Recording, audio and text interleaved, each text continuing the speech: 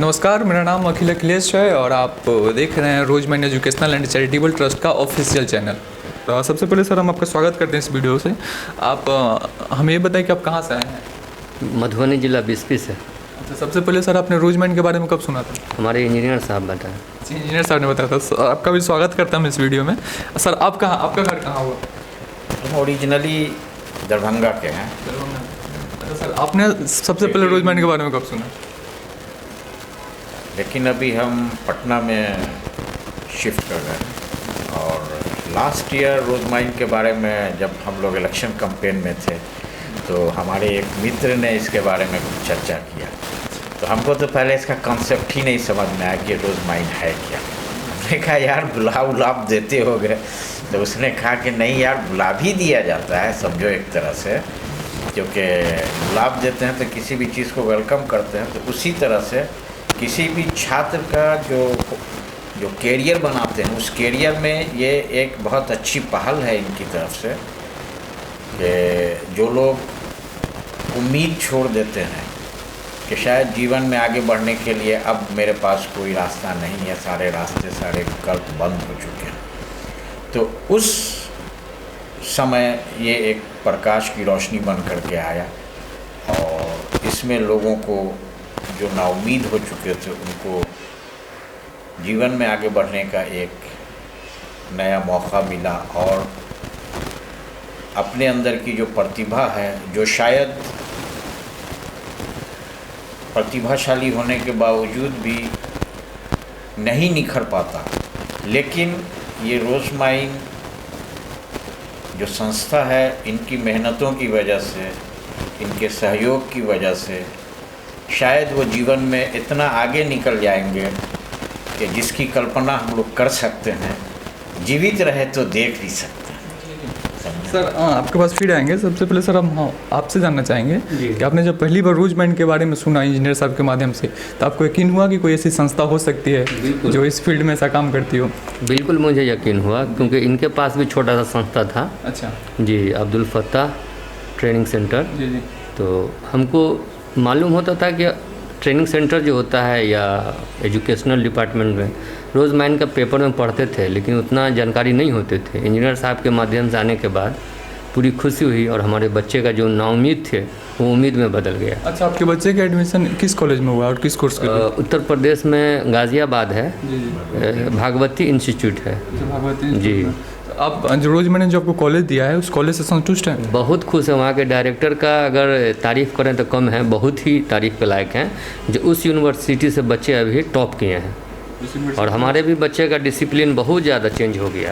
अच्छा जी, उम्मीद कहीं ना कहीं रोजमैन के द्वारा प्रोवाइड किए कॉलेज से कोई शिकायत नहीं है? कोई शिकायत नहीं। अच्छा सर, रोजमैन से कोई शिकायत? कोई शिकायत नहीं, बहुत खुशी है। इसलिए और बच्चे भी हम ला के दे रहे हैं ना। सर इंजीनियर साहब से हम बात करेंगे कि अभी जो देश की राजनीति है, हिंदू मुस्लिम गाय गोबर से उठ के कोई ऊपर बात नहीं करना चाहता, इन सब माहौल के बीच रोजमैन का काम आपको कैसा लगता है? देखिए, समाज के दबे कुचले लोगों को अगर उनको एक शिक्षा के मैदान में सुरक्षित स्थान अगर प्रदान करते हैं या उसमें कोई एक पहल होती है, तो हम नहीं समझते हैं कि रोजमाइन के अलावा कोई ऐसी संस्था है जो ऐसी पहल करती है। तो उस पॉइंट ऑफ व्यू से अगर देखा जाए तो Rosemine is the best educational institution which helps the needy peoples and what I can say के जीने की एक उम्मीद किरण उन लोगों को दिख जाती है। अच्छा सर, एक और दिक्कत आती है कि लोग आजकल क्या करते हैं, फेसबुक पे फेक अकाउंट बना लेते हैं या फिर समाज में लोगों को गुमराह करते हैं रोजमैन के बारे में कि रोजमैन बच्चों के साथ ऐसा करता है वैसा करता है। इसका तो एक जीता जागता उदाहरण हमारे अभिभावक हैं जिनका बच्चा हमारे माध्यम से पढ़ रहा है। तो इस विषय पे आप क्या कहेंगे, इन लोगों के लिए क्या कहेंगे जो लोग रोजमैन को बदनाम करते हैं? हाँ, अभी जैसे मेरी बात हो रही थी रात, मैंने काफ़ी लोगों से कहा, क्योंकि हम लोग तो राजनीति के क्षेत्र में हैं, तो यूँ समझिए कि पूरे बिहार के लोगों से संपर्क में है और कभी दिन भर में 100-200 कॉल्स आते हैं, तो बात होती है तो जिक्र कर देते हैं, भाई अगर कोई है तो कहो, एडमिशन हो जाएगा और आराम से पढ़ के निकल जाएगा। तो उस केस में कुछ लोगों ने आपत्ति ये जताई कि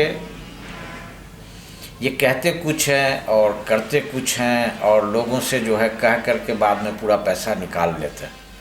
तो अभी अवैस भाई से भी हमने इसी संदर्भ में पूछा कि आखिर आपका कॉन्सेप्ट क्या है, what is mode of payment. तो उन्होंने क्लियरली कहा कि हॉस्टल का रहना, हॉस्टल की फ़ीस और खाना और अदर एक्सपेंसेस ऑलमोस्ट साउथ के कॉलेजेस में 6000 रुपीज़ ए मंथ होता है, जो रफली एक साल का 72,000 और 6-8-10,000 और एक्स्ट्रा आप मान लो तो 80,000 82,000 होता है। और हम लोग भी टेक्निकल कोर्सेज से आए हैं तो हम लोगों को भी इस बात का अंदाज़ा है कि एडमिशन जब होता है तो फर्स्ट 2 मंथ्स जो सेमेस्टर का होता है वो ऐसे ही चला जाता है, जिसकी गिनती नहीं होती है। छात्र लोग या छात्र लोगों के गार्जियन इस चीज़ को अकाउंटेबल नहीं करते हैं, लेकिन जो यूनिवर्सिटी का या कॉलेज का जो प्रावधान होता है उसके बेस पे वो एडमिशन का प्रोसेस 1 जुलाई से ही माना जाता है, चाहे वो क्लास अगस्त से स्टार्ट हो या सितंबर से स्टार्ट हो। लेकिन जो सारी फ़ी है सेमेस्टर्स की वो सेशन के स्टार्टिंग मंथ 1 जुलाई से ही काउंट किया जाएगा। तो मुझे ऐसा लगा कि शायद लोगों को इस कॉन्सेप्ट को समझने में थोड़ी दुश्वारी हो रही है, परेशानी हो रही है, या नहीं समझ पा रहे हैं कि एक सेमेस्टर के सेशन में कितने महीने लगते हैं। कई बार सर ऐसा देखा गया है कि जो एजुकेशन माफिया है, जो कंसल्टेंसी है, वे लोग भी बच्चों को गुमराह करते हैं। यस, वो लोग एक्चुअली उन लोगों का मकसद ये नहीं होता है कि एजुकेशन जो down trodden of the society के जो लोग हैं वहाँ तक पहुँचे। उन लोगों का ये मकसद होता है कि how to get the money from them and they are nothing but a highway robbers और they know how to do the highway robbery. तो एजुकेशन माफिया के बारे में तो बात ही करना मुनासिब नहीं है, क्योंकि उन लोगों को आपके कैरियर से कोई लेना देना नहीं है। उनको सिर्फ आपकी जेब नोचने में फ़िक्र होती है और टारगेट वही होता है। इसलिए उन लोगों के द्वारा जो अफवाहें फैलाई जाती हैं उनको आप नकारात्मक रूप दें, ये हमारी आपसे विनम्र विनती है। उन लोगों के झांसे में आने की कोई आवश्यकता नहीं है। अगर आपको कन्विंस करता भी है तो ठीक है, we will take the consideration, हम लोग इसका कंसिडरेशन लेगा।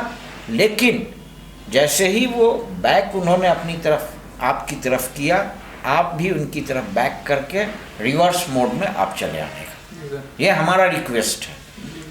सर हम आपसे जानना चाहेंगे कि आप रोजमैन से आपको कोई शिकायत नहीं है, रोजमैन के द्वारा दिए गए कॉलेज से कोई शिकायत नहीं है, तो हम चाहेंगे कि आप अपने ज़िले के बच्चों से एक अपील कर दीजिए ताकि वे लोग जो भी लोग पैसों के अभाव में अपनी पढ़ाई पूरी नहीं कर पा रहे हैं वे लोग हमारी मुहिम से जुड़ें और इसका लाभ उठाएं। बिल्कुल, हमें बहुत खुशी है आज हमारा बच्चा प्रोग्रेस किया, इसकी वजह से दोबारा मुझे यहाँ आना पड़ा।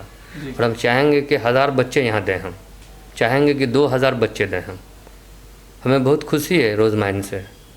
सर मैं चाहूँगा आप भी एक बार अपने समाज से अपील कर दीजिए, क्योंकि आप तो खुद एक जागरूक अभिभावक हैं हमारे, या फिर जागरूक भारत के जागरूक नागरिक हैं जो लोगों को इस मिशन के बारे में बताते हैं। हम चाहते हैं एक बार ऑन कैमरा आप लोगों से अपील कर दीजिए। नहीं, इसमें ऑन कैमरा हम लोग तो करेंगे ही।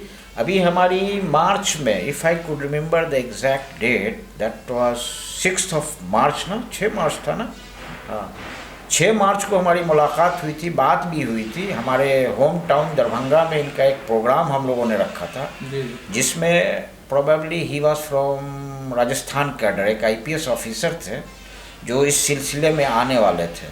लेकिन दुर्भाग्यवश ये हुआ कि कोरोना उस बीच में आ धमका और शायद इनका प्रोग्राम कैंसिल हो गया।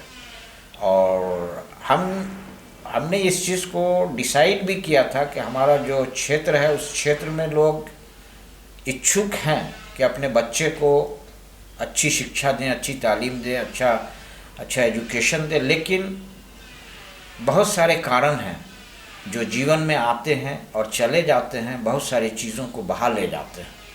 तो हम ये कोशिश करेंगे कि वो जो बहाव है उस बहाव को एक रोज़माइन के माध्यम से एक विराम देने की कोशिश करें, ताकि लोग धीरे धीरे उस बैरियर्स को पास करते हुए जाएं और शिक्षा इनके माध्यम से अच्छी शिक्षा हासिल करें। क्योंकि आज के ज़माने में अगर कोई आईए या BA, ISc, BSc, ICom, BCom, MCom, PhD करने के बावजूद भी कितने लोग हैं जो कॉम्पिटिटिव एग्ज़ाम को बीट कर सकते हैं।